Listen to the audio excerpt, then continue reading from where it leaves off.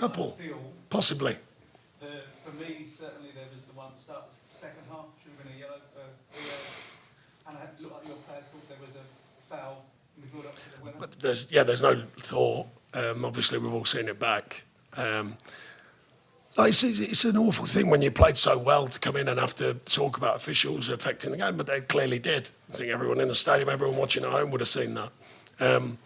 Such an easy game to referee, in my opinion. Such an easy decision for VAR. I can't work out where football is with that sometimes. I'm a big fan of VAR, but I can't work out how you can't get that right. Morgan Gibbs-White quite clearly gets pushed to the floor. The same player is then involved in blocking the ball, and he can't block it. So as he jumps up, it goes through the bit of his body, which he would have blocked it with. Whichever way you look at it, it's a foul. And then they'll say, yeah, but the ball wasn't near him. And you go, okay, so the ball's not near the keeper, then you push the keeper to the floor. Is that going to be a foul then? Is that going to be, because we all know it is. I can't work it out. And then they score from it, which is the double whammy. I mean, their player in the first half boots the ball away. I thought that was in the 80s when I was playing. You boot the ball away, you get booked. Remember that? It was like, swearing at the referee, booting the ball away, you get booked. He boots into the crowd and then dies on the floor injured, apparently. And we're going like, how's that? Nothing happened. Same player brings Igor down in the second half. Say it's an accident. You go, well, if that's an accident, he's running through a goal, then what happens? We all know what happens. He gets red carded. So why is it an accident? He's not yellow carded then. I just find it bizarre. I really do. And I think these are easy things to referee. I don't think that's a hardship as a referee. What's wrong with it? Just give him the second yellow. Yellow, it's a yellow. That's it. Off you go. You know what I mean? I'm absolutely stunned, and I try. I'm a big fan of referees. I think they have a really hard job, and they mostly do it really well. But I don't know how. You get in trouble, and I'm like, why am I getting in trouble? How can I get in trouble? Just look at the footage and just go, yeah, okay, bad one. I can't value it. Anyway, fathom it rather. Great pride in the team though today, because you're playing a top side who are purring. We limited them down to, by their standards, low-level chances. And we created a couple of big moments ourselves, especially one in the first half, which, early on, which was a very big, probably the chance of the game. We just couldn't get on the end of it. Great goal. Really, really pleased with the players on the counter. And so many good performances today. You come away, I'm just scratching my head out, we didn't get a point. And unfortunately, having to speak about other things other than two teams, just getting on with it. And I'm not questioning them, but nothing to question them. Great side, playing well, and a great manager. So there's no question on Man City, no question at all. It's just I just couldn't believe what I've seen today with the official. It's unfathomable, that one for me. I mean, I like the way that you put them under so much pressure on the ball. Anderson seems to be using that a lot. The game plan you had worked so well for most of the game.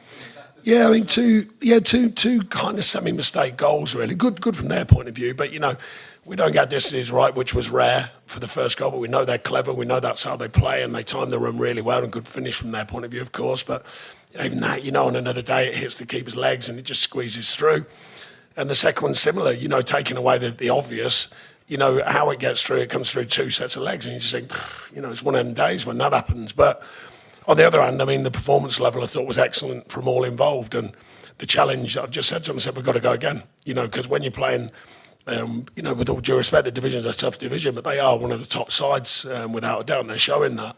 So we've got to keep that level of performance against whoever we're playing, and not come away from it. So that's the next challenge, and that consistency of performance, which I've spoken about endlessly. But there's really good signs here in the way we've been playing, I think, and there certainly was today.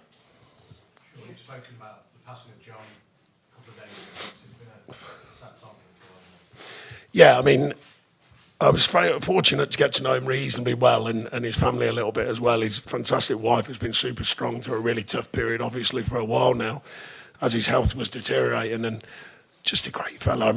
He's football. He'd have been proud of that today. I know he would have, because he was brilliant at seeing through results. When I was at Everton and stuff, and I'd see him for a coffee and a beer or whatever, he'd always look through it, and go, no, I've seen what you're doing. He's a great at that, on an analytical sort of point of view and individual players.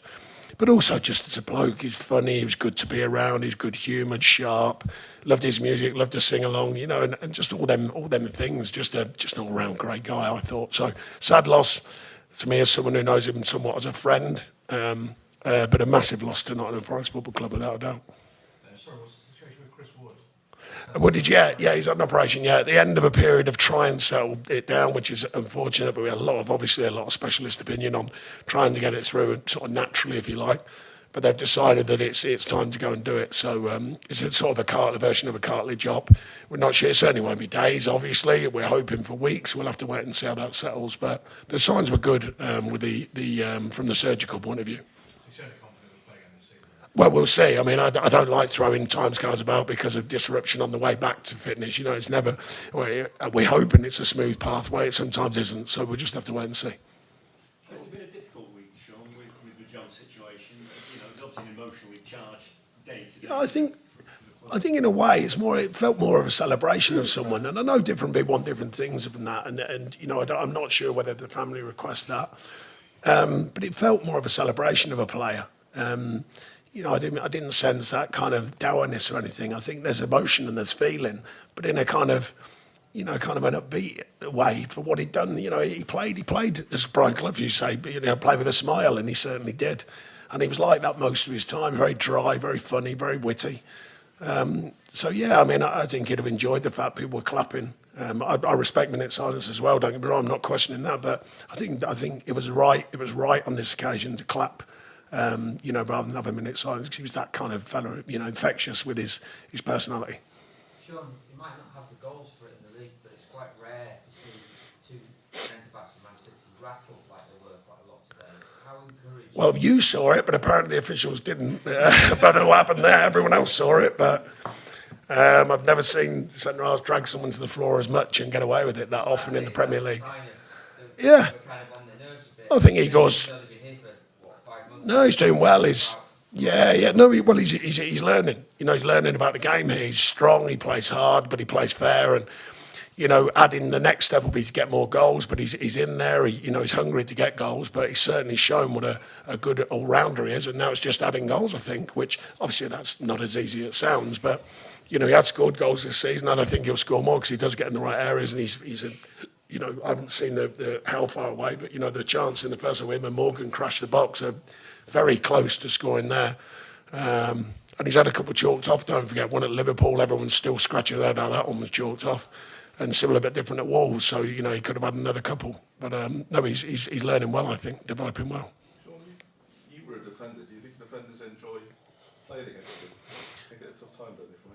I think defending is a different art now. You know, in my day, you played against whoever, and now it's more weighted in the favour of the. Well, it wasn't today. I didn't feel. That's why I was laughing.